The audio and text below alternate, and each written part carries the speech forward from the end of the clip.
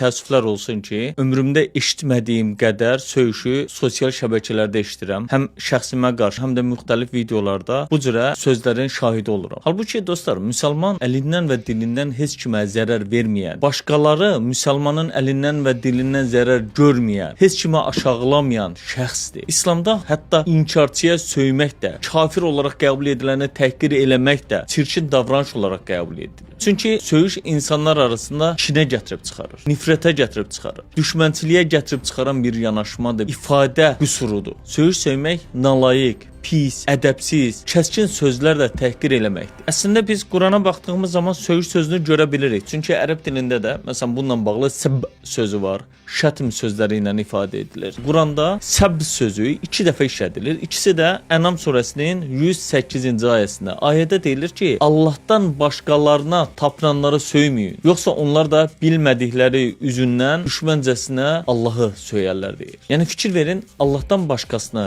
ya da başqalarına Tanrı kimi qəbul edənlərə qarşı da söyüşdən istifadə edilməməsi qəti olaraq bildirilir. Quranda məsələn bizim dilimizdə də istifadə olunan tənə eləmək sözü var. Məsələn kiminsə gizli işini, nöqsanını, eybini, qüsurunu ya da hansısa xoşa gəlməz cəhətini üzünə vurmaq, məzəmmət eləmək mənasına gələn bu söz də əslində Quranda işlənilir. Quranda 2 ayədə keçir. Ümumiyyətlə Allah bizdən pis sözlər deyil, əksinə xoş sözlər söyləməyimizi istəyir. Nisa surəsində 9-cu ayəsində düz söz danışmağımız tələb edilir, dəfələrlə həm də. Başqa ayələrdə də məsələn var, gözəl danışın, düzgün danışın, doğru danışın deyilir. Hətta Quranda bilirsiniz ki, zalim olaraq bəhs edilən bir Firon var. Hətta Fironun qarşısına göndərdiyi peyğəmbəri, elçisi Musaya da həmin o tərcümələrə görə deyir ki, onunla mülayim davran, onunla mülayim danış, onunla yumşaq danış. Taha surəsinin 44-cü ayəsinə baxa bilərsiniz. Ümumiyyətlə Allah pis dildən istifadə edilməsini sevmədiyini də bildirir. Bu da Nisa surəsinin 148-ci ayəsindən görə bilərsiniz.